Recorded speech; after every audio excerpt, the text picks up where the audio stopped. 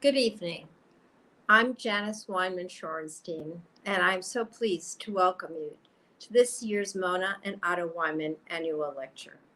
Mona and Otto Weinman were my parents, and I was privileged to establish the museum's first annual lecture series in their memory 26 years ago. Over the past 2.5 decades, we have been fortunate to hear from leaders, scholars, and Holocaust historians, including such luminaries as Deborah Lipstadt, Susanna Heschel, and Rabbi Herzberg, as well as others.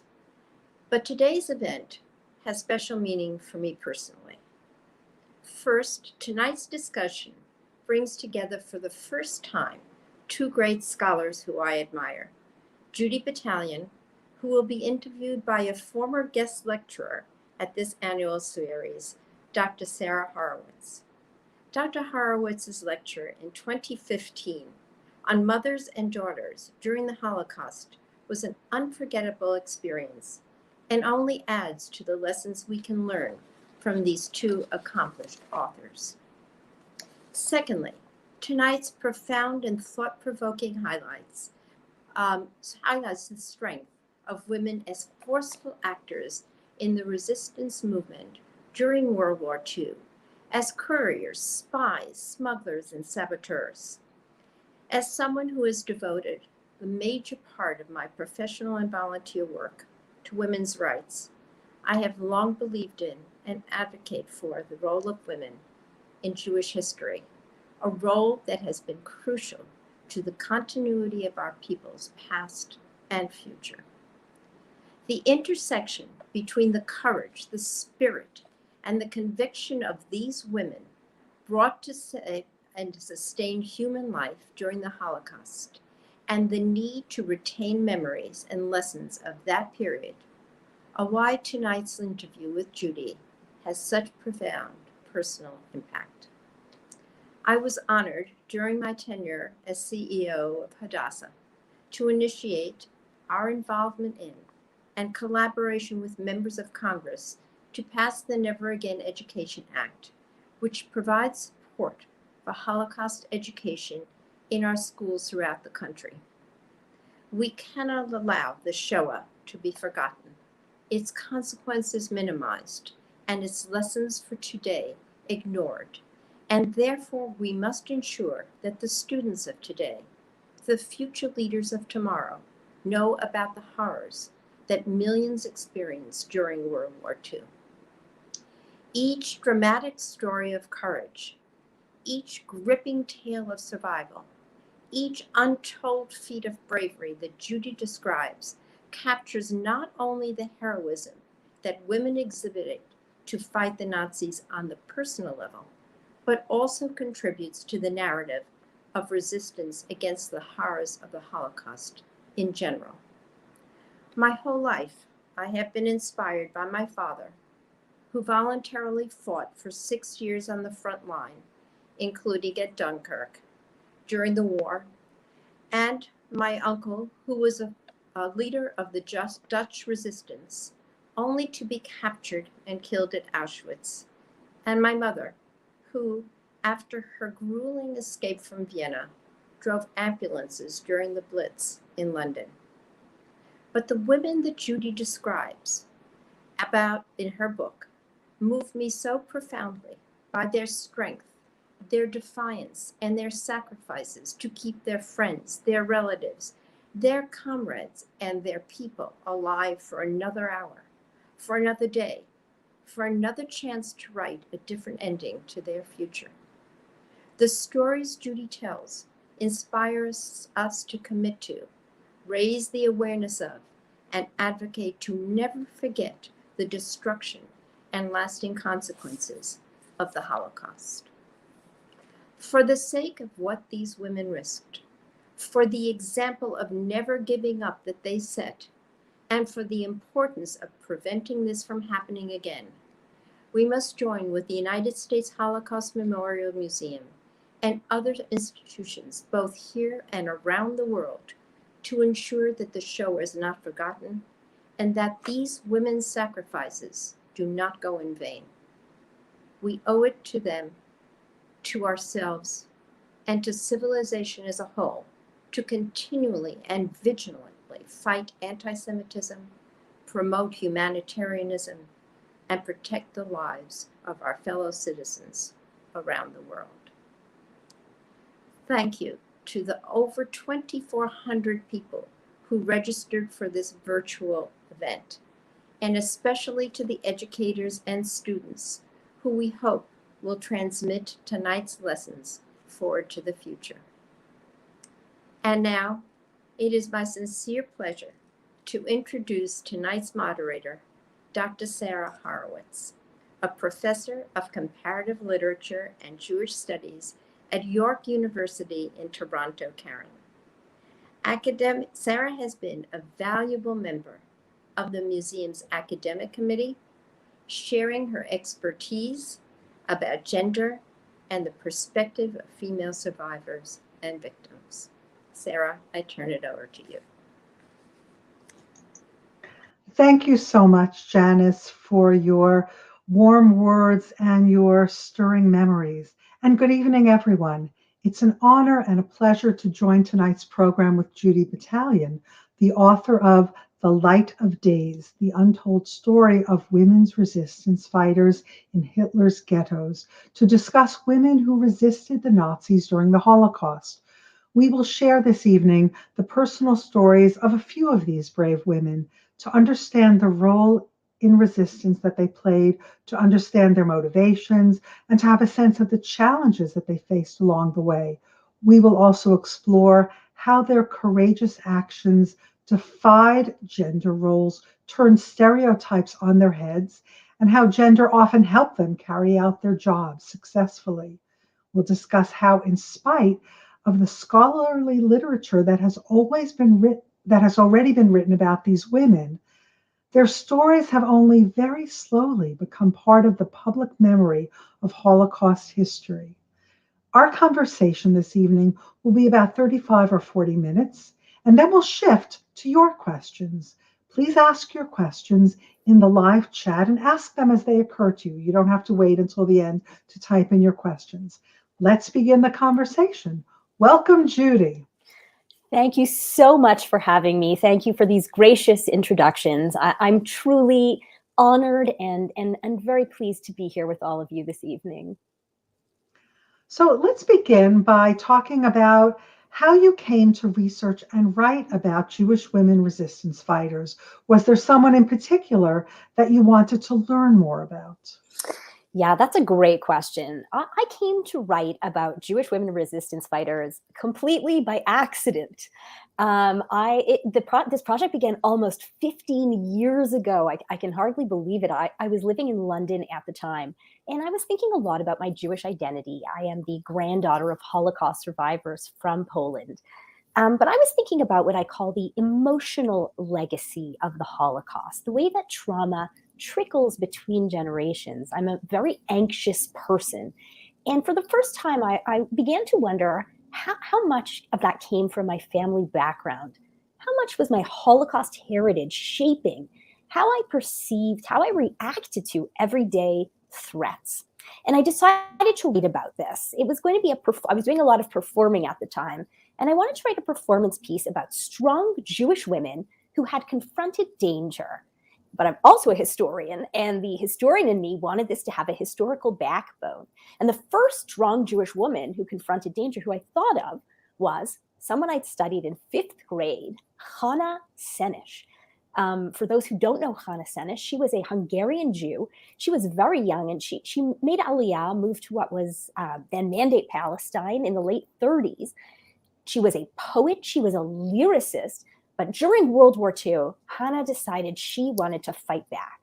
She joined the Allied forces. She became a paratrooper, and she volunteered to return to Nazi-occupied Europe to fight the Nazis.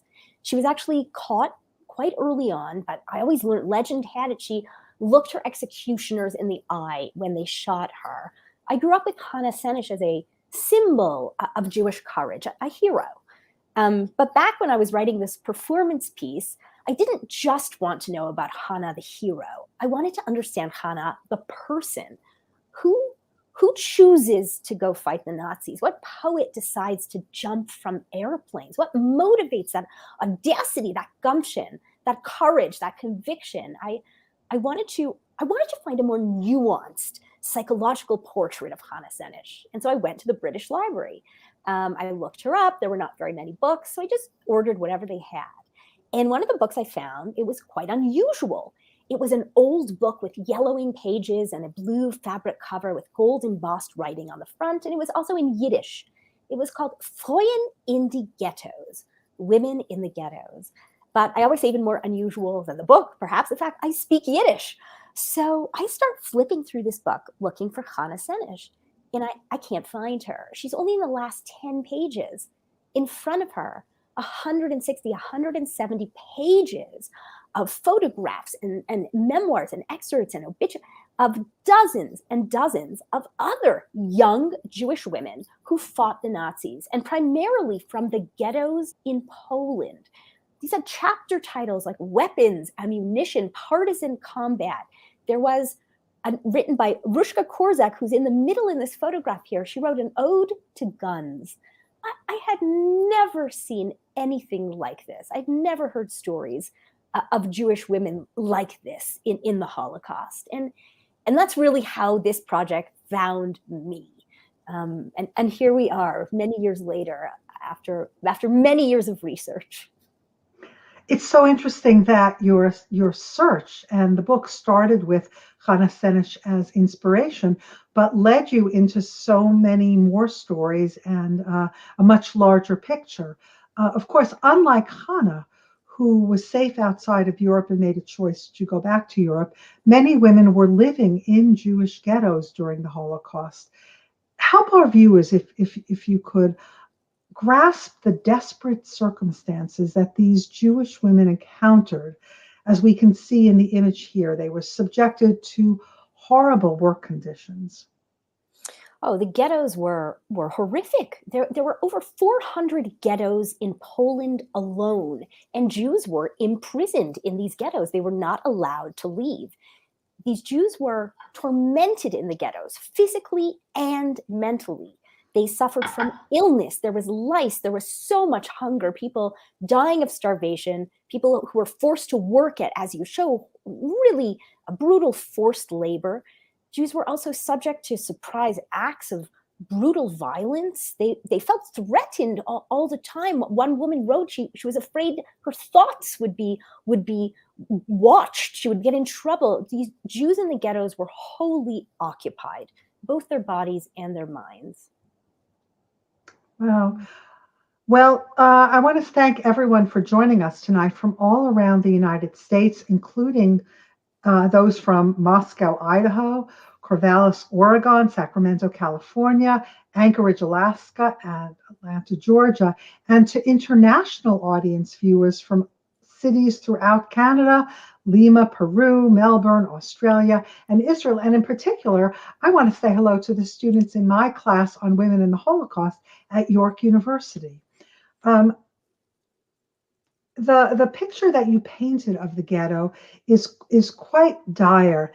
Many programs that focus on life in the ghettos really don't distinguish between the experiences of men and the experiences of women. And tonight we plan to look at some of what was unique to women. So let's meet one of the women living in Nazi-occupied Poland. Tell us about Renia Kukielka, who we can see in this photo. Why do you think this young Jewish woman felt compelled to join the resistance in Poland? Renia Kukielka, who became the central character in my book, she joined the resistance out of fury and out of grief. Her parents, she recently found out her parents had been murdered. Her younger brother had been murdered, and she was beside herself with sorrow and with anger and with passion, and she wanted to fight back. Also, her older sister was in the underground, and her older sister sort of got her involved. Renia was born in the town of, that's her older sister, Sarah. Renia was born in the town of Jędrzejów, not far from Krakow in 1924. And she was 15 when Hitler invaded. She was actually a stenographer working in the town's court. She was defiant in the ghetto from the start. She used to sneak out and trade family heirlooms for food to help feed her parents and siblings. In August 1942, Renia's family knew they were going to be killed.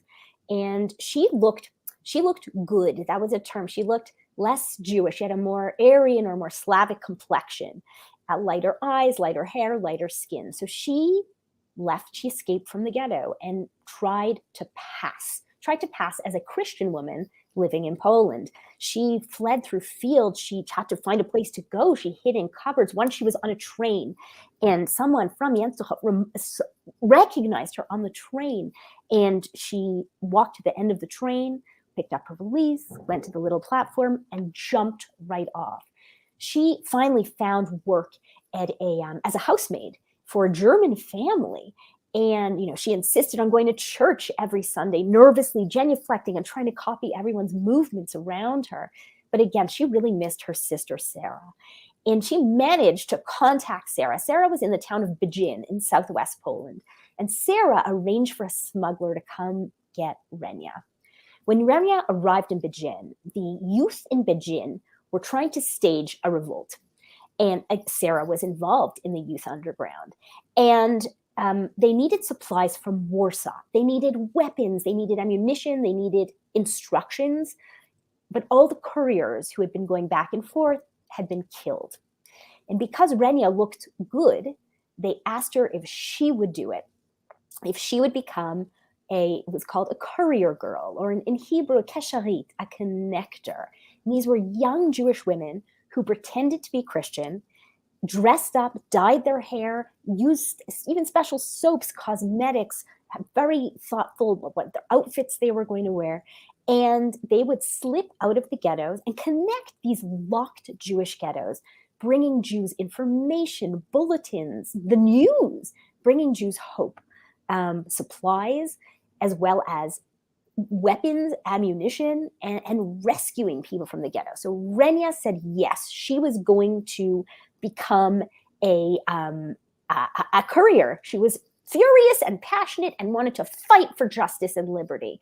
And for 6 months in 1943, she was the main courier between Warsaw and Będzin. She met with weapons dealers in cemeteries. She taped guns to her torso. She hid fake IDs. She once went with 22 fake IDs hidden in undergarments, money in her shoes. She was an eyewitness to the Warsaw Ghetto. She helped rescue some people, take them out of the ghetto, and find them hiding spots in Warsaw.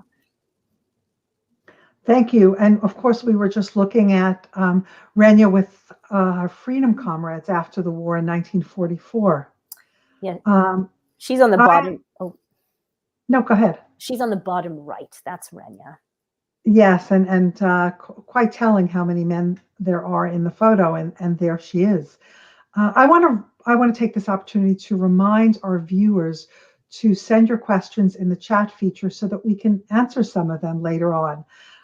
Judy, women who played these important roles during the Holocaust, they're not really known by the general public. There are amazing studies about them, including scholars who have been associated with the museum and its research activities, but it hasn't really entered into the public consciousness. What do you think it is about your approach to sharing this story about these women that engages people? Yes, there's certainly been scholarship done on women resistors, on Jewish women in the Holocaust, on Jewish resistance in Poland, and I'm exceptionally grateful to these scholars. I am indebted to them for the work they did. I drew heavily on their writings and their research, but it was very important for me to write a book that engaged as many people as possible. I wanted it to be open to all kinds of readers. There's even a children's version of the book that is out now for ages 10 to 14. I wanted people to be drawn to these incredible inspirational stories. And I'm a historian, but I'm also a storyteller.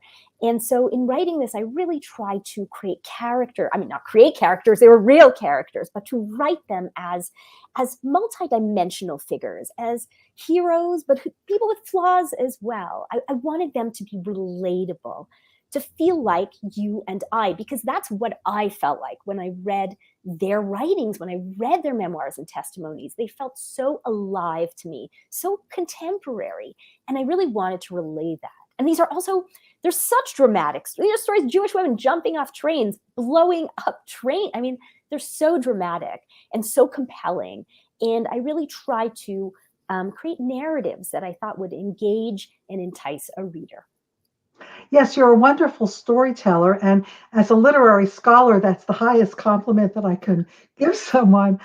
We have a question from the audience from Phoebe. How can exploring the stories of women and the Holocaust help us understand how and why the Holocaust happened? Why did it take so long to recognize the important roles these women played?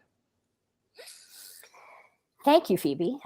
These are, that's a great question. How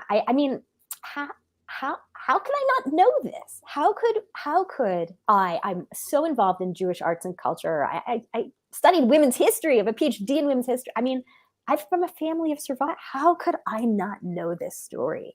How come we don't know it? And that question was a sub-question in all my research. On the one hand, what happened? What's the story? And on the other hand, what happened to this story? And it's something that I do write about at more length in the book. I recently gave an hour-long lecture just on this subject. So to be very concise, there are reasons why the narrative of the Holocaust has developed as it has. We're dealing here with two, I think, underreported stories: women in the Holocaust and Jewish resistance in the Holocaust. And they've been silenced for different reasons, some political reasons. Politics have shaped the stories that have been told, especially in Poland and in Israel as well. Zeitgeist, we've been interested in different elements of the Holocaust at different times, and we've been uncomfortable talking about different elements of the Holocaust at different times. For a long time, women's experience, that it was considered negative for a feminist interpretation of the Holocaust. That was considered that someone was politicizing the Holocaust. One shouldn't look at just women. So those stories were suppressed as well. And also for a long time, personal memoir was not considered adequate data for scholarly writing on the Holocaust. And of course, all my work comes from memoir and from testimonies. And then there's also the personal element. Many of these women didn't tell their story, or they told it in the 40s and then they stopped. Sometimes they weren't believed. Sometimes they were accused of collaborating. Sometimes they felt very guilty for having fled their families to fight. Sometimes, I'm thinking of one woman who her name was Hasia Bielika. She was part of the underground in Bialystok. She started, a league of anti-fascists, of anti-Nazi Germans, and brought their weapons to the partisans.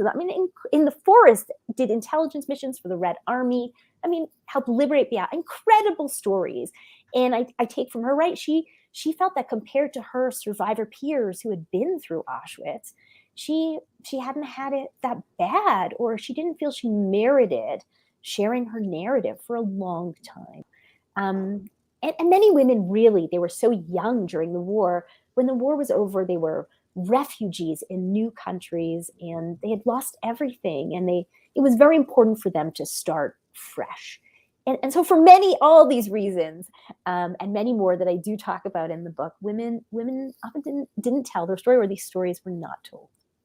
So the stories are so important. You're so engaged with them in the book, and sort of making each woman's story stand out rather than just have a conglomerate story about women in the resistance. I wonder if we could turn for a moment to the story of Vladka Meed. We have an image here of young Vladka. What can you say about her? Oh, this is a great image. I love that one. Vladka Meed was born in Warsaw, I believe it was 1921. She was part of a youth movement called she was part of the Bundists. They were socialists, secular, and not Zionists, though. And she was a leader in their youth movement scene there. It was called Zukunft in Yiddish, future. Vladka was in the Warsaw Ghetto, and she through her youth movement, the youth movements became these organized underground militias. And through her youth movement, she joined the underground.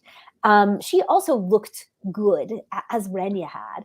And they asked her to work on the outside, to leave the ghetto and carry out missions outside the ghetto. So Vladka one day escaped the ghetto. This was one technique these women used. She escaped by leaving with a forced labor, a work detail, like a unit that was going out for forced labor. She had to bribe the head guard, and she was carrying a map of Treblinka in her shoe. And she was meant to distribute this, to give it to news agencies. She almost didn't make it out. I mean, about to be caught when the Nazi was called over and she fled. And then she began working on the outside, on the Aryan side of Warsaw, where she was a major organizer and operative in the underground. She smuggled supplies, information into the ghetto. And like Renia, these women are the ones who brought many of the arms, many of the weapons into the ghetto. Vladka smuggled dynamite into the Warsaw Ghetto to be used in the uprising. By going into a basement that bordered the ghetto wall and spooning it through a hole in that ghetto wall. She also did rescue work, in particular with children, and she took children out of the ghetto and tried to find them safe hiding spots, and then would take care of them and keep up with them and move them if the hiding spots were compromised or if the children weren't being treated well. She would continue to pay off the hiders, and she did that for adults as well. Amazing story. And of course, just for the benefit of people who are tuning in and might not know it, when you say that both Renia and Vladka looked good, of course, you mean that they didn't look like the stereotype that people have of the way that Jewish people looked, right? So it increased their chances. And maybe also that they were attractive as young women. So let's look at a fake ID that Vladka used as a courier. Could you elaborate on how important such documentation was to carry out her work for the resistance? What can you tell us about this? It was a whole culture based on ID papers. And to exist, everyone was constantly being carded, being asked for their papers. And to exist on the outside, to function outside the ghetto, you had to have fake papers that said you were not Jewish, papers that said you were Polish in general. And these women, there were different types of fake IDs. I got a little obsessed with this in my research. The best type, and I think this one, let me see a sample of, might be one of them. It was a real Polish ID, but then the Jewish person's image, their photo, was pasted on top of it. And that meant that Vladka's real name was Fegele Peltel. But she became Vladka because on one of her IDs, the name was Vladka. And these Jewish women had to perform the identity on these identification papers. They had to become this person who they never knew. We have another image that we can put up right now of Vladka serving as a courier in the Warsaw Ghetto. What can you tell us about this image?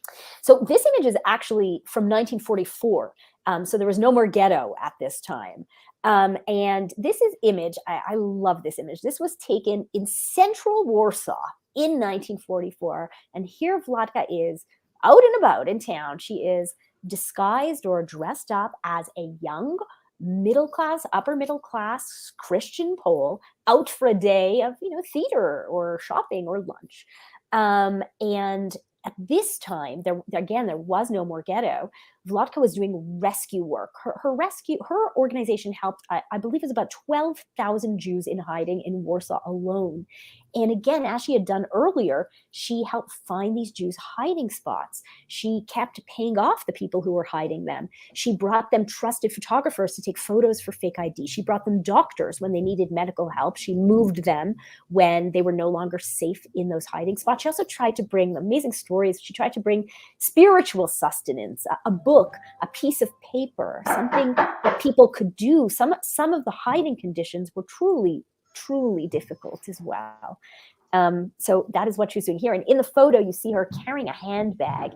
And I love that because many of the couriers who are doing that work at the time, when you look at their testimonies, they write about how they're walking through Warsaw with these bags full of money to pay off hiders, and how their hearts were palpitating, how nervous they were. But they did it. They did it time and time and time again. And yet in the photo, of course, she's this picture of mid-40s elegance. The women that you talk about existed in a world that had certain conventional ideas about what women were, what kinds of things they were capable of doing. And Vladka clearly played to those gender roles. And in so doing, she was successful in carrying out some of these important and dangerous missions. And in many cases, that playing to these gender roles helps save her life. Let's hear in her own words. Let's hear Vladka describe an incident that you alluded to, Judy, that illustrates the dangers she faced during one of her missions, smuggling dynamite into the Warsaw Ghetto. And I was one of the smugglers, one of the Polish girls. And to my luck, when I came on top, going on the ladder on top of the wall, suddenly shooting was heard from far away, and they got scared. They snatched the ladder away, and I was sitting on top, not being able to go back into hiding. They ran away. All of them hid. And I was with my package on top of the wall, and the shooting got closer, and I was sure that this time I am done. I didn't see anybody on the Jewish side, and I didn't see anybody on the other side, and on top. I didn't know what to do. I was afraid to jump. I was afraid that maybe dynamite can blow up. I didn't know even if it can. I didn't know too much about dynamite. But suddenly, from the Jewish side, two of my colleagues from the Jewish underground saw me, came running to the wall. They made a human ladder, and they brought me down. So, a question from the audience, from Anne. How did these women learn the skills they needed for their resistance activities? That's a great question, Anne. And that comes from, a lot of it comes from their education. And it was a two-part education. One, their education at school, and which I'll come back to. And first and foremost, their education in their youth movement. So I've been talking a little bit about these youth movements as we've been here this evening. So let me just take one moment and explain what they were, and how important they were to the underground. So in the 1930s in Poland, before the war, Jewish youth was organized into youth movements. 100,000 young Jews were members of youth movements. And these movements were value-driven. They were affiliated with political parties, with political stances, from communist to socialist, religious, right-wing, secular, Zionist, anti-Zionist. And all these groups had their youth movements. And these were training grounds for young Jews, like the Scouts, but more spiritual, emotional, social, intellectual traiing grounds. These youth movements were. The ones that I talk about, for instance, are mainly socialist, secular youth movements. And they believed in collaboration, in collectivism. They read psychology, psychoanalysis. They talked about how to work together. This is before the war. They talked about strengths and weaknesses. They had very organized leadership structures and social structures. They were also egalitarian, largely, not entirely, but women were leaders in these groups. Women in 1930s Poland were educated. They were largely emancipated. They were also employed.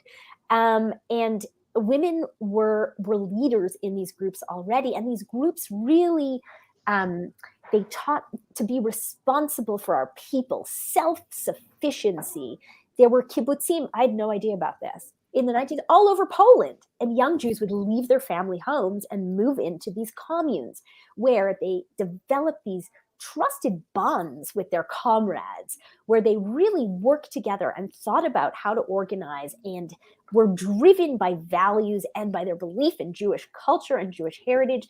And here, women were trained to act, to plot, and to analyze, and to take responsibility, and I really think to trust their instinct and to gain confidence. So that's one place where I think many of these women develop the skills to do this work.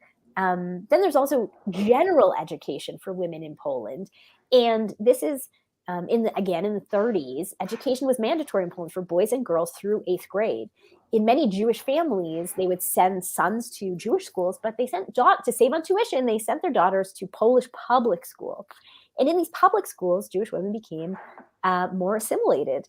They had Christian friends. They understood, they were exposed to Christian literature too. They didn't know the prayers, but they kind of knew of them.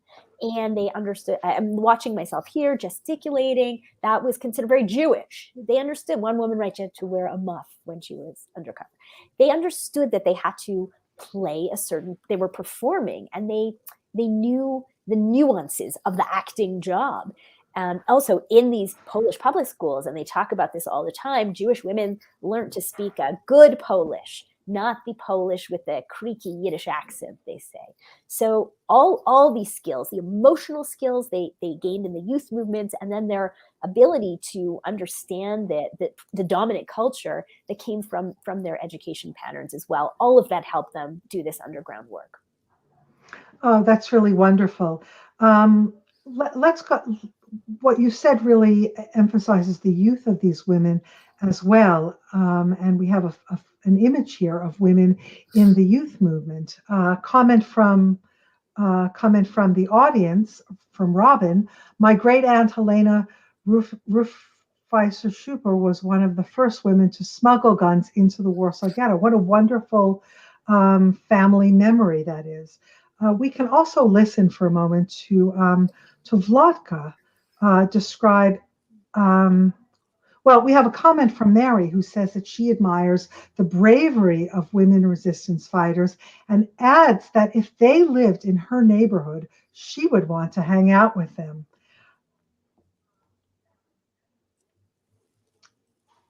So it's important that we recognize that women who did not pick up arms but showed their bravery in small everyday acts were also part of the resistance. You know, the women that were engaged in armed resistance, they were engaged in resistance with a capital R. But so many women were engaged in resistance with a lowercase r in their everyday life. Can you talk a bit about that? Of course, there were so many different forms of resistance that I wanted to address in my book. Finding food to feed your children, to feed your families, hiding, even telling jokes in difficult scenarios to relieve tension, to relieve fear, hugging your barrack mates to keep them warm. There were women also who were very involved in social action in the ghettos, running orphanages, soup kitchens, so many soup kitchens, printing presses, schools, educational seminars, performances. Other women who worked in forced labor, many of the times they were working to make items for the German army, and they would do small acts of sabotage, sabotaging their productions as well. So there were so many different ways that women resisted. Can you talk about the egalitarian nature of women who were engaged in through the youth movements in armed resistance? In what sense? Well, did the youth movement treat women and men as equal? Did women see themselves as equal to men? So you get both.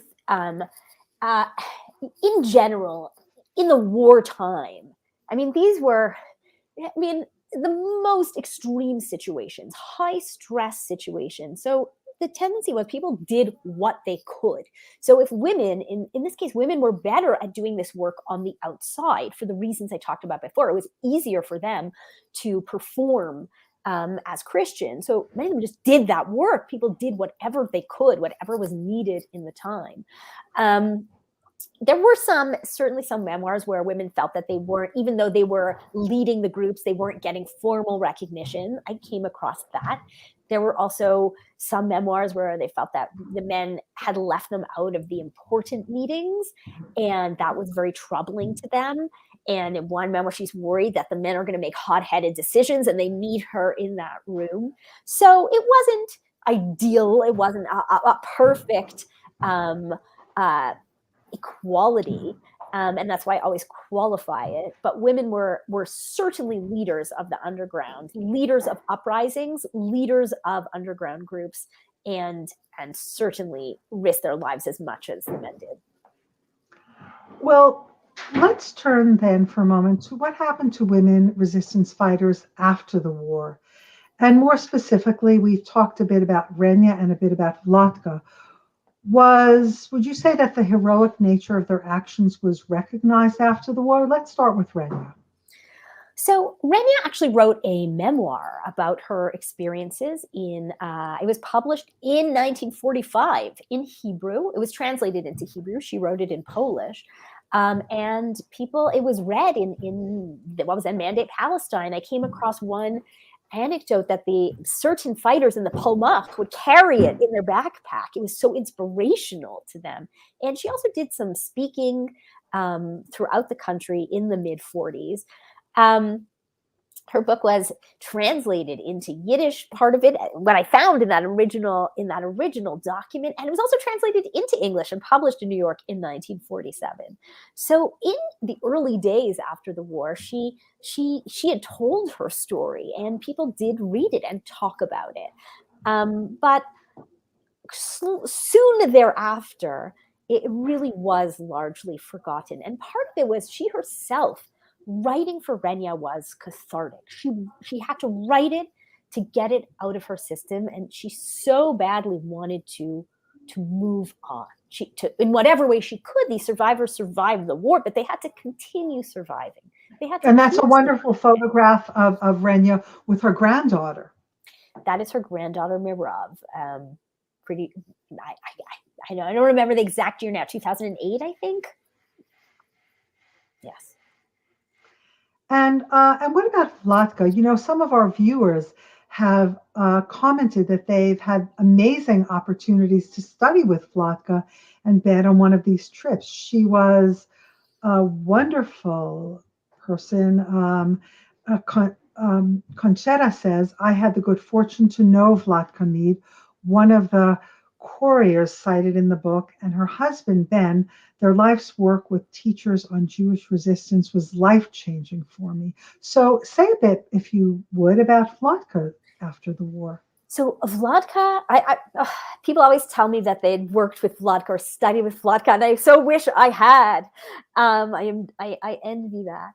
Vladka also wrote her memoirs after the war, and I think like Renia too, they'd sort of fizzled out and just aren't as known as they should be because her story is so incredible. But Vladka, unlike Renia, who made it a sort of life purpose to move on and to put the war behind her, for Vladka, she was very involved in Holocaust education. She lectured. Yes, and here she is with shaking hands with then President Jimmy Carter. I mean, she was a advocate for the establishment of, I believe, the U.S. Holocaust Memorial Museum. She was involved with Holocaust memorialization and education. And she was so amazingly generous in sharing her memories and her stories, the harrowing experience that we heard a bit about early in her own voice and in her own words. And she also shared her personal trials and her inner anguish, her inner life. Let's listen for a moment to Vladka share a memory in a videotape testimony that she gave to the museum in 1991. She's focusing on the pain she still felt then, so many years after the war, about not joining her mother and brother when they were deported. She knew from her work in the underground that they were going to be sent to Treblinka, and she understood what Treblinka was, that it was a death camp, and she knew that they would be gassed. And despite the promises that she had made to her mother to stay together, Vladka did not join them in the end. Let's listen to her describing her memories. When it was the deportation, she was deported together with my brother. I want to take her out from the Umschlagplatz, and I thought that maybe I will bribe one of the policemen in our house. Whatever I had a little watch or some others, and the policemen sometimes were able to take out people from the Umschlagplatz. And I went to him and nothing worked. And finally I decided I will go together with them. I told her that I will be together when they will be deported. And I went to the Umschlagplatz, but I couldn't decide, and I couldn't make myself go there, because I knew from the underground that this deporting is leading not to other places. If it was my youth, I didn't go to her. And even today it bothers me. It's so poignant and so brave of her to talk about these things. We have a question from the audience, from Heidi. She'd like to know, were most of the women resistance fighters single women, mothers? How did traditional roles and responsibilities affect women's participation in the movement? Such a good question, Judy. So it is a great question. So most of the women that I talk about, again, these were resistances that were organized by youth movements. The oldest members were 25. They were the leaders. They were on the old side. So I'm writing about and focused on women who were part of these organizations. Mothers, there was resistance work, of course, done by older women and mothers. Most of these women who I mentioned, I think almost all of them, except one or two, were single and they did not have children. Older women faced other challenges. They, first of all, often had to take care of families, feeding their families, trying to hide families, keeping families safe. That was such an important resistance activity for them. Some mothers were also involved in the underground, and some of the mothers of these women, they come up in stories here and there. But for many of these women, older women were killed. They were killed much earlier than the younger women. And obviously I'm speaking generally, but the young ones were often spared for longer to be forced to be slave labor. So in the ghetto, you had a sort of population over time that was children were killed and older people were killed. And it was just this group left who were slave laborers. Vladka was a slave laborer in the Warsaw Ghetto. And that's who was left to organize and resist as well. So, Judy, we started our conversation this evening with Hannah Senish, that wonderful hero that was, I think, part of my childhood education as well. And she, of course, was a woman who was captured and died at the hands of the Nazis. So let's come full circle with this evening's program and talk about another woman who was active in the resistance, but died at the hands of the Nazis. Tell us about Frumka Plotnicka. Frumka Plotnicka was a leader in the youth movements before the war, and a leader nationally for the youth movements before the war. She was about 24, 25 when Hitler invaded, and her movement told everyone to flee east. Frumka went east, and in fact, she had crossed over the Soviet lines, and she was, for now, she was safe. She was actually posted near her parents in the town of Pinsk. But Frumka could not take having fled. She felt responsible for the traumatized community that she left behind. She'd been a leader of this community. And so, like Hannah Senish, Frumka chose to go back. Frumka was the first leader in the movement to smuggle herself back into Nazi-occupied Poland. She went to Warsaw, And she became a leader in the Warsaw Ghetto. She ran soup kitchens for hundreds of Jews. She gave lectures, education, performances, seminars. She negotiated with Polish, Jewish, German councils. She helped extricate Jews from forced labor. That's her, second on the right with the amazing fur collar. They called her Die Mame, the mother, mom, in Yiddish in the ghetto. She knew there was a whole country to connect. She would put a kerchief over her face and leave the ghetto and visit other ghettos, giving lectures and seminars and bringing news. She was also one of the first people to smuggle weapons into the Warsaw Ghetto. She put 2 guns in a sack of potatoes. And then she was stationed in the town of Będzin, where she led the underground and was killed during the liquidation of the Kamionka, the Będzin area ghetto, while from a bunker shooting at Nazis. And after the war, even directly after the war, Frumka was honored by the then sort of makeshift Polish government with a military award for her work defending the country against Nazism. And I believe even in the 80s, I believe it was, there's a memorial to her that was erected in Warsaw as well. Frumka's story is just so powerful, and it's a really remarkable story for us to end our conversation with and turn to audience questions. We've had an opportunity to discuss a few women who emerged in your research, and there are, of course, many more in your book, but we have been collecting audience questions and comments throughout the program, and it's time to address those questions and hear what people have to say. So first, from Kate, were women in the resistance in other countries as well as Poland? There were women in resistance in many European countries, but I only focused on Poland in this book because it was too much work. But I encourage you to research and write about women in the resistance in other countries. I would really welcome that. I would love for other scholars and students to take on that work. So Rick wants to know whether women resistance fighters were treated differently than male resistance fighters by the Nazis when they were captured. That's an interesting question. So many of these women were pretending to be Christian. So when they were captured, they were often captured as Christians. And the idea was that they were captured because they were suspected of working for the Polish underground. And so in a number of the stories that I tell, these women were imprisoned in Gestapo political prisons, not Jewish death camps.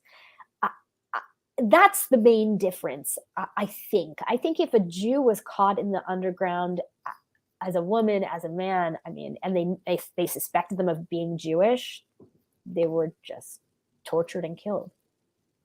Yeah, we have 2 related questions, Judy. One from Rob. I'm going to read them both. One from Robin. Can you tell us more about how the couriers were able to slip in and out of the ghettos? And a related question from Alan.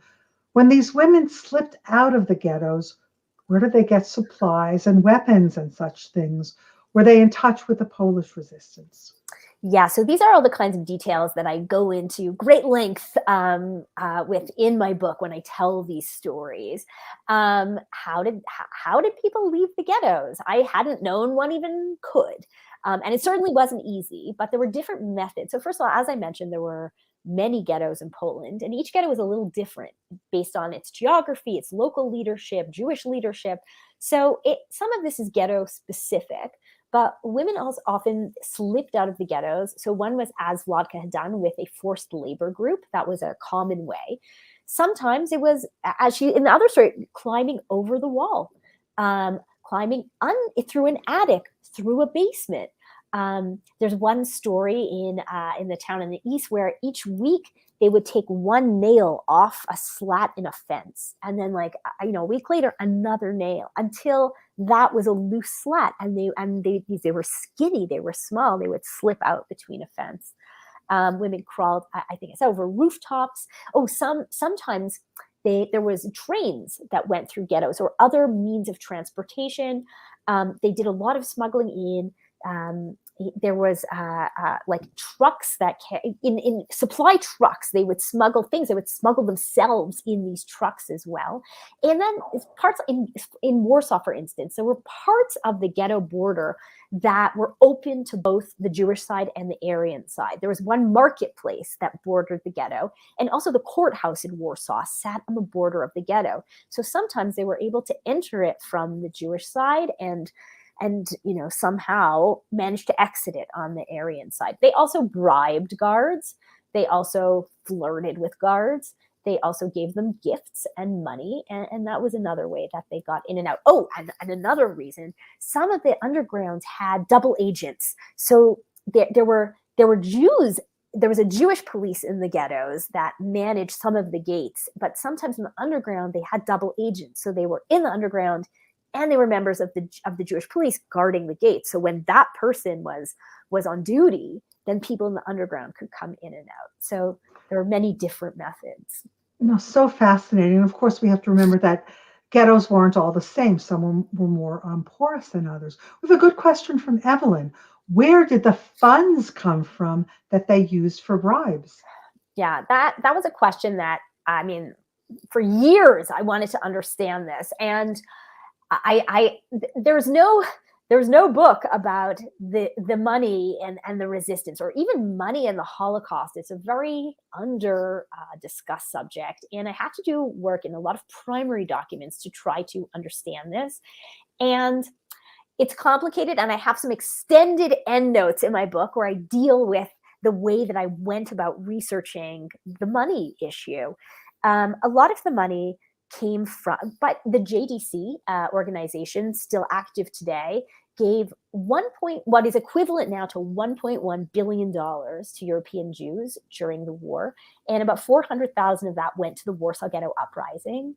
It's complicated how it came in the country, and some of it was Jews weren't allowed to have more than, I believe it was 2,000 zlotys in Poland. So often those who had more money gave it to charities, and then it was redistributed within the community. The underground, there was also businesses, Jewish collaborators. Business ran out of the Warsaw Ghetto. And the underground at times threatened collaborators and said, give us some of your money, held their children hostage. They robbed banks. So there were different ways that money came in. But it's a great question, and something that I should probably write another book about. So many amazing stories. Yes. It's interesting how these stories evoke other stories. And we have some comments from the audience about stories in their own family. For example, Carol says, my grandmother spoke a lot about how she and others from Ravensbrück were forced laborers at Siemens factory and regularly broke needles on machines and sabotaged their work. Robin says, my great aunt Helena Rufeisen-Schuper was one of the first women to smuggle guns into Warsaw ghettos. I suspect that once these stories become topics of conversation, a lot of family stories, a lot of things that have been passed down in families might come to the surface. I found hundreds of women that were involved in the underground. And since my work became public, my book came out about 6 months ago, I found hundreds more. People email me all the time to tell me amazing stories like those of your grandmothers and those of your relatives. So yes, keep sharing them, and thank you. So we have time only for one more question. So this is the last question before we have to close our program. Catherine wants to know, historically, there was a lot of heated discussion of the new scholarship of women in the Holocaust. What has changed? What has changed in terms of why there's no more heated discussion? I mean, there might still be some heated discussion, but I think there's a great interest in women's experience, and perhaps we have changed and we are more willing and interested. There's such an appetite for these stories of women who acted, of women who were not passive, of women who struggled and defied and fought for freedom. And I think there's such a desire to know today, as women continue to right now collaborate to resist and to organize, to know that we come from a legacy of this. These are our foremothers. These are our ancestors who also did this kind of work. Yeah, I think part of what's changed is, as you say, our own moment in history, the kinds of things that we're willing to hear. And maybe also part of what's changed is women survivors themselves who more and more are being vocal about their experiences, who feel that certain kinds of things that you alluded to earlier that they suppressed, they have more willing listeners to it, and also some sense that they don't want these stories to be lost to history. So those of us who listen to these stories, we've changed, we've become more open, and women survivors have changed or become emboldened. And perhaps because there have been so many women scholars and men scholars too, who have been willing to push against the barriers that said, no, no, no, we shouldn't, as you said before, we shouldn't turn it into a political feminist agenda. Maybe because they've all been doing such wonderful work, there has been a greater openness to it as well. So with that, sadly, I think it's time for me to say a couple of things to close our program. First of all, I want to thank you, Judy, for such an important and provocative and thought-provoking and stirring discussion. Although our conversation comes to a close, we will be sharing links to the museum resources in the chat feature so that all of you can learn more about women during the Holocaust and their role in the Jewish resistance. I want to give a special thanks to Janice Weinman Shorenstein and her family for her moving, stirring words this evening and the generous donation that gave us the opportunity to produce such programs. They're so valuable. I want to thank all of you for joining us tonight. And before we end the program, I want to take a moment to honor and recognize one of the pioneers in women's history of the Holocaust who recently passed away, very, very recently, Joan Ringelheim. As early as the 1970s, Joan began conducting groundbreaking research on women in the Holocaust and interviewing women Holocaust survivors. She did a lot of collecting of oral history under the aegis of the U.S. Holocaust Memorial Museum. And the personal insights that they offered were really quite amazing. People trusted Joan and they revealed things to her that they hadn't talked about before, including some stories about women who had been active in the resistance because they felt they were less suspect than their male comrades. Research about women in the Holocaust is really important in revealing aspects of women's experience, but it's not only about women's experience. When we focus on women's experiences and how women's experiences and men's experiences at different points in the Holocaust, at different moments and at different places differed, we also learn things about male experience. In other words, thinking about gender deepens our understanding about what happened during the Holocaust much more broadly. What made tonight special is that we learned about young women and their motivations to fight back when the Nazis threatened their families and their lives. We invite you to join another program on the museum's Facebook page on Friday, November 19th at 9:30 a.m. Eastern Time, where we'll explore how power, alcohol, and notions of manhood fueled the Nazis' advance through the Eastern Front during World War II and ultimately mass murder. It promises to be a really important and fascinating program. Thank you all for joining us, and good night.